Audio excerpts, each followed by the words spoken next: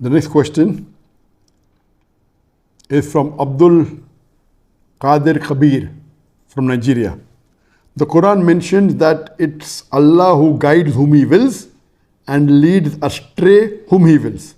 If Allah is the one who guides, then how can He punish the ones who are led astray? And that's a very good question asked by Abdul Qadir.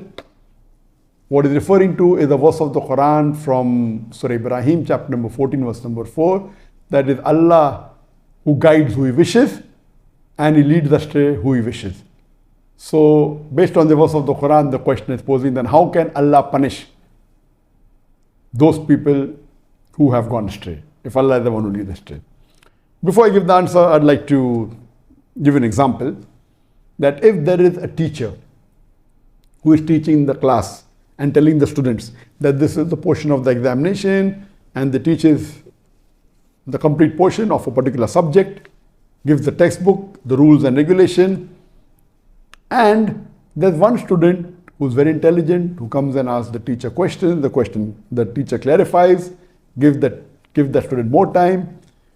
There's another student who bunks the classes, who keeps on teasing the teacher in the classroom, doesn't obey the teacher, criticizes the teacher, doesn't ask any question.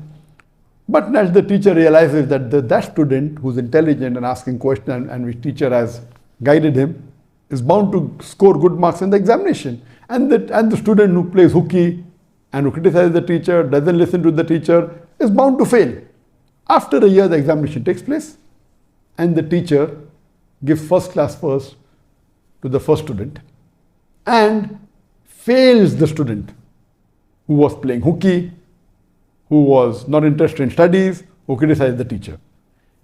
Can a third student say that the teacher is not just? First student, the teacher supported, answered the question and passed him and gave him first class first. The second student didn't help him and failed him. It is illogical. Because the first student went out of his way to ask questions and clarify whatever he didn't understand, the teacher answered, which is even the second student could have done that. The second student neither asked any question, criticized, went against the commandments of the teacher. He's bound to fail. So how can you blame the teacher that why did the teacher fail him? Similarly, Allah subhanahu wa ta'ala says in the Quran, in Surah Mulk, chapter number 67, verse number 2, Alladhi khalaqal mawta wal hayata. It's Allah who has created death and life to test which of you is good in deeds. So this life is a test for the hereafter. Allah subhanahu wa ta'ala has laid down the rules and regulations for the human beings in the glorious Quran. The rules and regulation how a human being should follow the commandments of Allah is He has sent several revelations. But the last and final revelation, which is available in the authentic form, in the original form, is the glorious Quran. And for details, you have to refer to the hadith of the beloved Prophet Muhammad.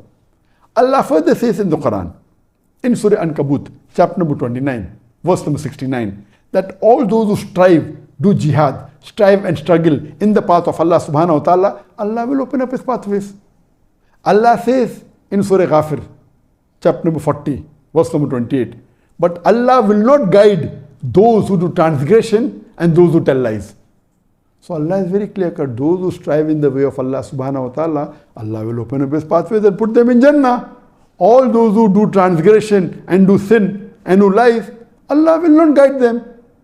So those people who are misguided are not following the rules of Allah subhanahu wa ta'ala given in the Quran and the Sahih Hadith. Similarly, the example of the teacher, that a student who wants to learn more, asks questions and strives to know more knowledge, is the example of Surah Ankabut chapter 29 verse 69, that those who strive in the way of Allah subhanahu wa ta'ala, Allah will open up the pathway and put them in Jannah. So those people who are not obeying the commandments, why should Allah guide them? So Allah is right. He will lead astray some people who He wishes and He will guide some people who wishes. But Allah is not arbed. Okay, fine, you look handsome, I will guide you. You don't look handsome, I will not guide you. No, there are rules and regulations. That if you follow the commandments of Allah subhanahu wa ta'ala, Allah will guide you. If you don't follow the commandments of Allah subhanahu wa ta'ala, if you do transgression, if you do sin, if you do shirk, Allah will not guide you. So what is illogical? So why are you blaming the teacher when she or he fails the student? So here also Allah subhanahu wa ta'ala is not guiding him because he's doing sin.